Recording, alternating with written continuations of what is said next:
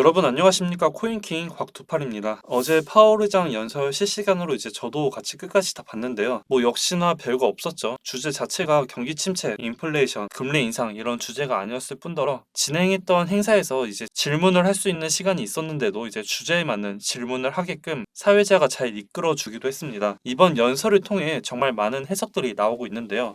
제가 봤을 땐 어떤 액션이나 앞으로의 방향성은 그 전과 똑같습니다. 우리가 아는 파월 의장의 답변과 생각들이었고, 개인적으로 파월 의장이 이번 연설에서 가장 인상 깊었던 것은 질문할 수 있는 시간대에 다른 사람들은 질문에 대한 답변을 다 했지만 파월 의장은 질문에 대한 답변을 하지 않았다라는 것입니다. 내일이 CPI 발표인데 이 부분을 신경을 쓰고 있는 것인지 알 수는 없지만 최대한 시장을 흔들려는 생각은 없어 보였고, 결과를 보고 말하겠다 이렇게 보여졌습니다. 진짜는 내일이죠. 내일 밤 10시 30분 미국의 소비자 물가 지수가 발표되는데요. 인플레가 꺾이는 건 보이고 있는데 만약 예상치보다 높게 나와 큰 하락이 나왔을 때 전 오히려 그때도 기회라고 생각을 하고 있고요. 그 부분은 내일 발표하니까 내일 영상으로 발표 전에 정리를 해서 한번 말씀을 드려보겠습니다. 그리고 앞으로 이런 정보들은 이 코인킹 실시간 정보 텔레그램 방에서 제가 확인을 하는 대로 최대한 빠르게 공유를 해드리고 있습니다. 오늘도 이렇게 열심히 전달을 해드리고 있으니까 고정 댓글에 있는 링크로 입장이라고 보내주시면 간단한 질문 답변해 주시는 대로 바로 링크 전달해 드리고 있으니까 참고해 주시면 될 것 같고요.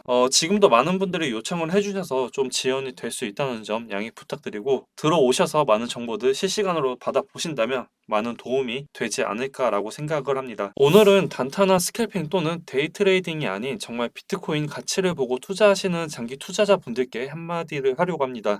투자를 하시는 많은 분들이 항상 얘기하는 게 있는데요.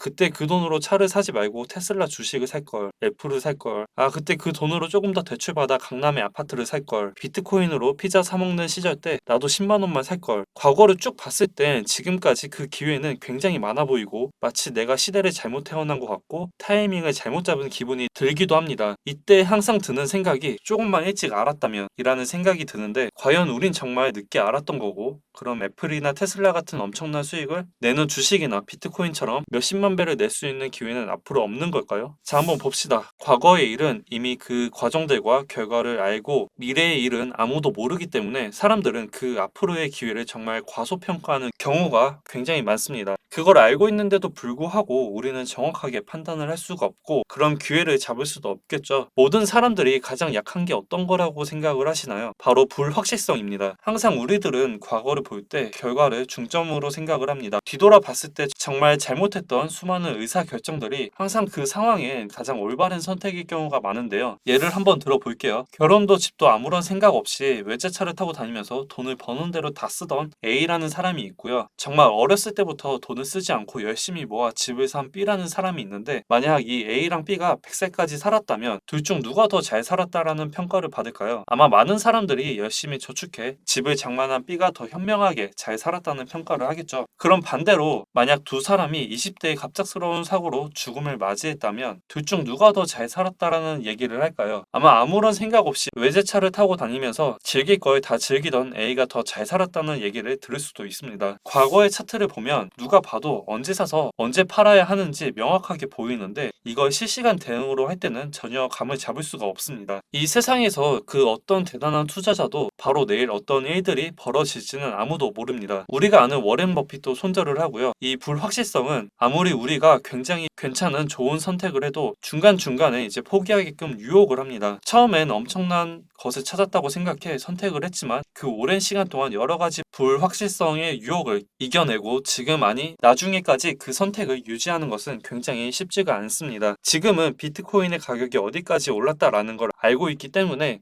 지금 같은 상황에서 어떤 방법이 가장 현명한 방법인지는 알지만 이 다음을 생각해 봤을 때 앞으로 어떻게 될지는 아무도 모릅니다. 2040년엔 지금 비트코인 가격이 2천만 원밖에 안 하는데 이때 왜 더 안 샀지라고 후회하고 한심하다고 생각을 할 수도 있어요. 근데 여러분, 결국 성공하는 사람들은 어떤 사람들이냐면 남들이 관심 없어 하는 것에 관심을 가지고 이런 불확실성을 이겨낸 사람들입니다. 이제 저는 그게 비트코인이라고 생각을 하고요. 제가 왜 비트코인을 선택했는지에 대해선 나중에 지루한 횡보장일 때 한번 얘기를 해볼게요. 아마 들으면 여러분들도 혹하실 겁니다. 여러분, 투자는 선택의 연속입니다. 단 한 번의 선택으로 우리가 생각하는 그 금액은 절대 도달할 수가 없습니다. 당장 몇 분 전 익절을 해야 할지 말아야 할지도 선택이고요. 앞으로 어떤 코인을 매매해야 할지도 선택입니다. 지금 이렇게 관심을 가지고 꼭 제 영상이 아니더라도 공부를 하는 것은 굉장한 선택 중 하나겠죠. 여러분들은 다른 사람들보다 먼저 중요한 선택을 하고 있는 겁니다.